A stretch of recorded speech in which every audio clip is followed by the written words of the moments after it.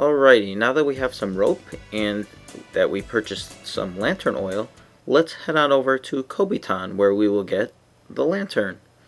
Once you enter the town, there are these two spear moblins that are kneeling down and they'll toss spears at you. This one at the top right corner is incredibly hard to avoid just because of the angle you have to come towards it, and because it tosses your spears at you. They're very hard to block with your shield. The second moblin, which I just defeated there, he's much easier to defeat because as long as you stand still for a second, Zelda will hold out her shield and they will deflect the spears that these moblins toss at you. And these moblins just keep coming over and over and over. They're pretty endless. So if you actually want to just stay in one spot and just keep defeating moblins, you'll just keep racking up the red rubies. It's not the best method of collecting rubies. There's more efficient ways later on. Anyway, enter this last hut here, and this is quite a difficult room actually if you don't know what you're doing. There is a pattern as to how these moblins toss their spears. They toss 3 spears and then they stop for a moment to load up. So just kneel down, wait on the left and in the gap between the spear throwing, then move to the middle, and then as long as you're kneeled down they won't hit you. Then just make your way, defeat the moblins, and collect the lantern.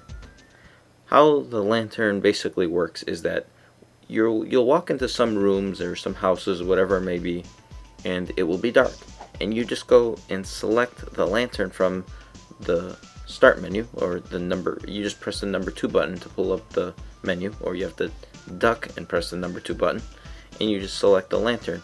And every time you use the lantern, it uses 1 unit, I suppose, of lantern oil, and it keeps the room lit for 20 or 30 seconds. And we'll be getting upgrades to the lantern as the game progresses. So make your way up to this house over here, and what do you know? It's dark. We have to use the lantern. Make sure you move away from the door. It's one of the more frustrating things about this game. If you try to pull up the menu while you are next to the door, it won't pull up the menu, but rather it will go through the door. Kind of frustrating. The enemy here, I refer to it as an Acheman because there's an enemy in Zelda 2, The Adventure Link, called an Acheman, and it bears a resemblance to the official artwork. Nevertheless, defeat him, and then, like I just did, use a rope to climb up to the top and collect the key. Once you exit here, there's this mob. There looks like there's just one moblin here, but there's actually 2 of them that are behind one another. Basically, they really try to trick you because they're right behind each other there, but you can't really see the layers. Nevertheless, go through this one last area in Kobitan. It was a locked door, but now that we have the key, we can open it and talk to another strange woman here. Those darn Moblin have eaten everything. I'd give anything for an Arpagos Egg. So this is basically another item in the trading sequence, more or less. She wants an Arpagos Egg, and later on in the quest we will get an Arpagos Egg, and then we'll bring it back to her and she'll give us something else. Once you hit the Triforce symbol, it opens up a new area, Ahitaru. We could go there now. We actually need some bombs to go there if you wanted to do that right now. But I'm going to do it much later in the quest when it's more efficient to do so. And then we'll get to that a little bit later. So we want to head back to Sakado and go through and kill these Arpagos and Dairas. And now enter the second building. I pretty much skipped right past this building before because it was dark. But now that I have the lantern, I can light up the room and begin scaling this room. There's a moblin and these never-ending keys that just keep coming, and then there's these somewhat annoying jumps here. You have to make these diagonal jumps, and I made it look kind of easy, but the jumps are actually very frustrating because of the very stiff controls found in this game. Once you reach the top here, you'll get an upgraded sword. It will fill up your health and you'll get the Power Sword. The Power Sword, it's classic Zelda at its finest. When you have your hearts filled up, you can shoot your sword with power, and it'll shoot like a sword beam out. It's been a classic thing ever since the original Legend of Zelda. It was in The Adventure of Link, A Link to the Past, and those were all the prior games prior to the CDI games. Even Link's Awakening, the level 2 sword had it. Nevertheless, we want to head back to the shop if you don't have enough items. Later on, we're going to go to the other side of Sakado in this visit to the town, and we are going to need more lantern oil and more rope. Pretty much, you're going to need rope and lantern oil throughout the entire game. Bombs are not as vital, so if you have rubies, just spend them and load up on lantern oil and ropes. Another thing you could do, you could just keep walking back and forth in Sakado and defeating these Dairas and Arpagos, and you can easily collect rubies. In particular, there's those 3 kneeling Dairas. There's one at the very end here on the right as well, and each of those give you green rubies. So just killing those 3, you get 15 of them. So you can actually just kill those 3, leave town, come back, kill those, leave town. You can just keep doing that over and over, and you can easily just add up the rubies. Head back into this building and you can climb out the window. Sort of cryptic, because I didn't really know you could go through the window. That's not really something you assume you could do. Well, I got a little confused when first playing the game, but nevertheless you could. You could enter this house here. This is completely optional. It's just Impa walking around, and you can just jump up and talk to her. Do you see anything? Yes? Oh my! Your father has been captured! What about Link? He's been in a terrible fight. I can't tell what happened.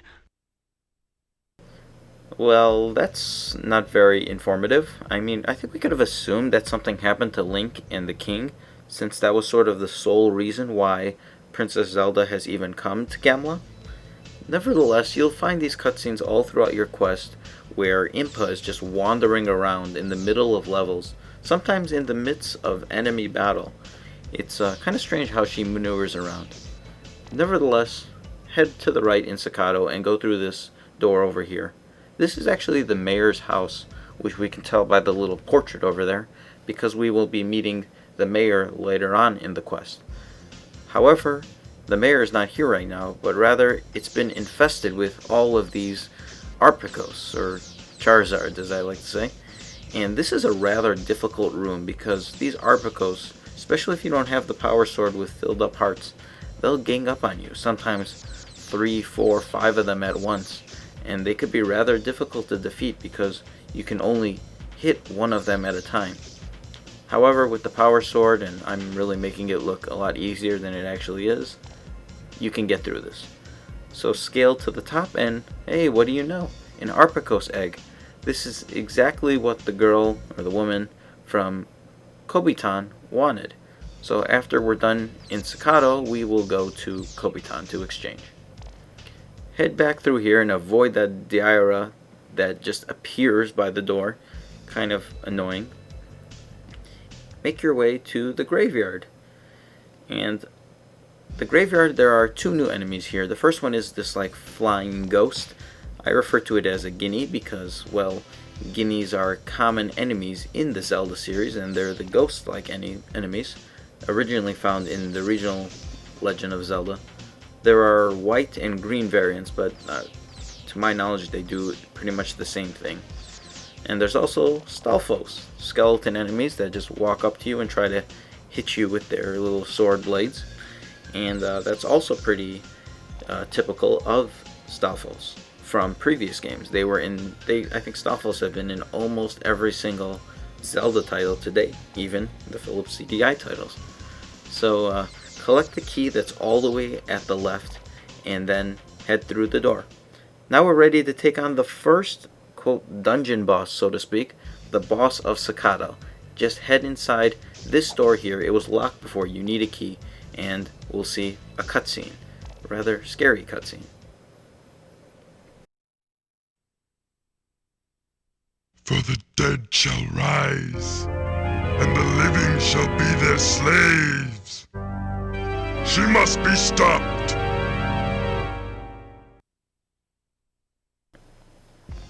Well, that's a really evil sounding cutscene. For the dead shall rise, and the evil shall be their slaves. I mean, damn, it's pretty evil for a Zelda game, but it has no context whatsoever. I mean, we don't even know who this boss is. It doesn't really have a backstory. I guess that's the attempt at making a backstory. It has no relation to Ganon. We haven't even seen Ganon. And they just toss him in there and give him, like, what are some evil lines we can give Gibdo? Oh, talk about slavery and making the, evil, whatever. I don't know. Well, there we have Gibdo, and if you remember from the girl from Aru Anu, the shroud scares the wraps off Gibdo. So just pull out the shroud and toss it at Gibdo. The shroud! No! It's gone!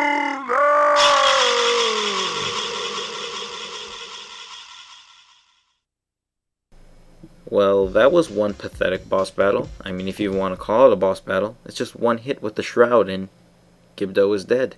In fact, if Gibdo just touched Princess Zelda, it would be one-hit death on your behalf. Furthermore, you don't even get a heart container for beating Gibdo.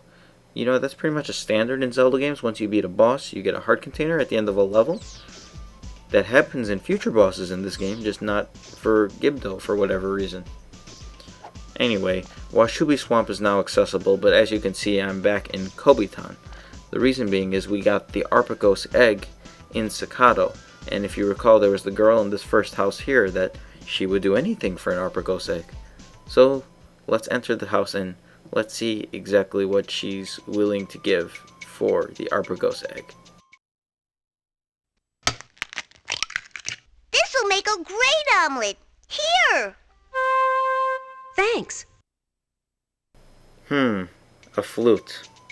Well, we'll talk more about the flute later on, but that's going to do it for now, so join me for the next video.